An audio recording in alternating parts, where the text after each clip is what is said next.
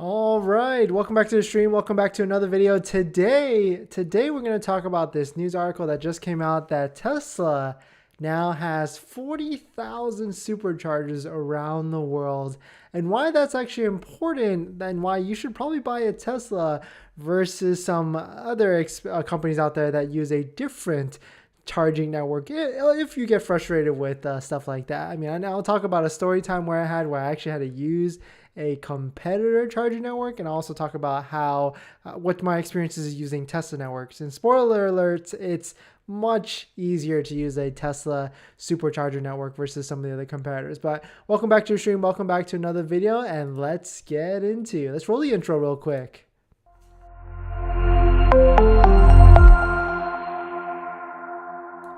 Welcome back to another stream. My name is Dennis, and I love talking about Tesla hacking, as I like to call it, but basically just getting the best deal on a Tesla or selling your Tesla or even just getting good financing rates. So if you're interested in any of that, please hit that subscribe.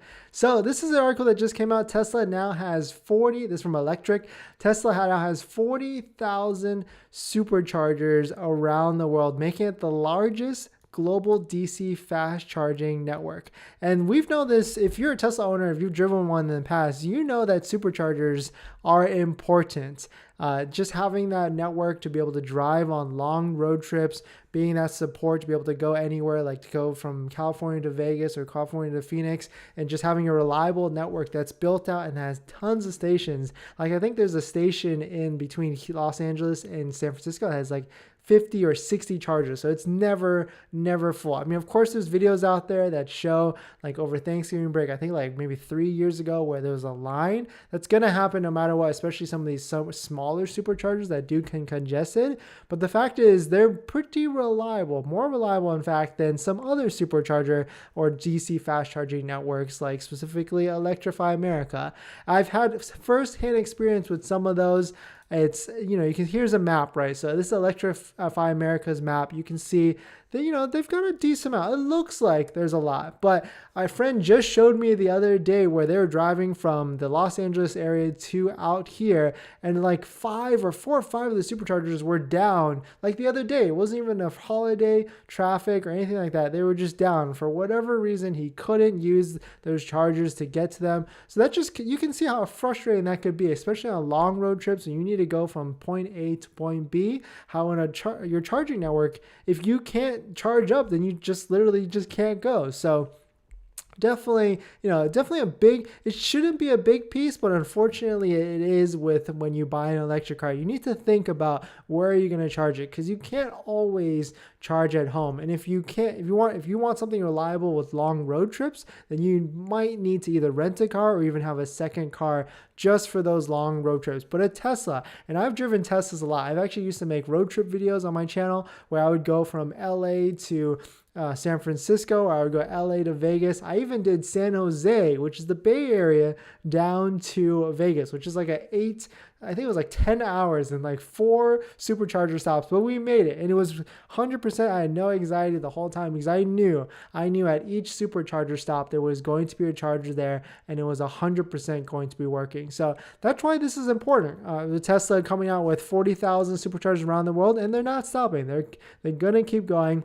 And like after first-hand experience, when you roll up to this is a huge difference between Electrify America and Tesla. And I guess this is like a video kind of talking about Tesla versus Electrify America, even though I kind of recommend some vehicles that come with free 2-year Electrify America charging. But I'm just trying to set expectations for you guys, right? So when you roll up to an Electrify America charging station, it's not, it's easy. It's not easy because I've experienced a Tesla one, but when you roll up to an Electrify America station, there's a screen there. You have to scan your key or type in your phone number or use the app to get it started. And that's going to eat away valuable charging time, because every 5 minutes matters a lot when you're charging, because most of these vehicles can charge, from 20 to 80% within 20 to 30 minutes. So if you have to fiddle around your phone for 10 minutes, that's a lot of time. That's basically half your charging time that you're just fiddling around with, that you could be watching Netflix on your phone or something like that. But the difference is when you roll up to a Tesla supercharger, you simply park, get out, grab the knob from the Tesla handle, plug it in, and that's it. It automatically syncs up your payment network, all that stuff, and just starts charging as quickly as the system can start charging. You don't have to wait for anything to initialize, like payment processing or PIN or anything like that. And that's a huge difference when you're driving on road trips and you have, and charging already extends your road trip by at least, I don't know what the math could be, but like maybe an extra hour every, 2 or 3 hours. So all that precious time, of course, like when you get out, you're most likely going to be taking a break, like going to the bathroom or getting a bite to eat while you're supercharging. But the simple fact that it can just go in, you can plug it in and charge and be on your way, it changes the whole game. And so that's why Tesla continuing to create superchargers and be the best, biggest and best network out there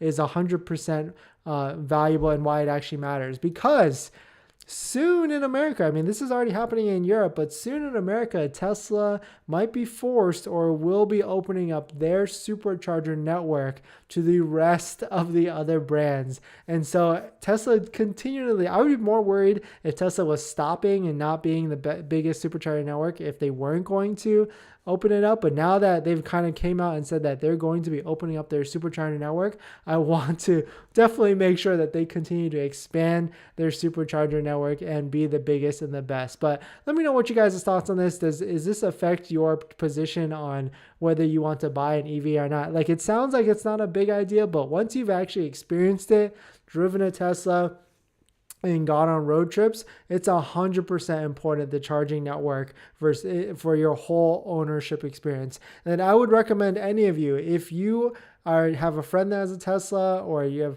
I would go on with them, go on a road trip with them to the Tesla network and see how easy it is. And if you have a friend that has a different brand that uses Electrify America, go with them and just see it firsthand. Like, even at the fastest possible speed of like getting the app synced to everything, it's still going to take almost probably double or triple the time of just rolling up to a supercharger, plugging in, and being on your way. So, but yeah, thanks for watching this video. I just want to make this quick news video on how like Tesla has 40,000 superchargers around the world. So definitely a big kudos to them that they keep just pushing and accelerating the game. And just, and then you can go to tesla.com and see this map for yourself, and you can see they're just like tripling down on the amount of superchargers out there. Like, there's places where there's like triple or double. Like, well, of course, okay, so these are the destination ones. How do I just turn on the supercharger ones? Yeah, so you can see like there's places where there's multiple superchargers in one area. Yeah, that's actually cool. Target opening cool too. Okay, so there's like 3 downtown right now.